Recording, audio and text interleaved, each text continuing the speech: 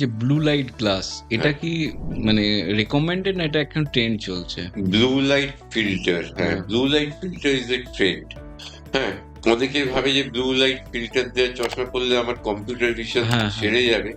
Blue light filter does help, কিন্তু computer ভিশনের থেকে বা ডিজিটাল আই স্ট্রেন কমানোর থেকে ওটা কিন্তু অন্যভাবে হেল্প করে। কি না, আমাদের ল্যাপটপ, আমাদের মোবাইল স্ক্রিন বা এর থেকে কম্পিউটার স্ক্রিন থেকে যে ব্লু লাইট বেরোয়, ব্লু লাইট দেখা গেছে আমাদের পিনিয়াল গ্ল্যান্ড থেকে একটা হরমোন বেরোয়, ব্লু লাইট তাকে অ্যাফেক্ট করে।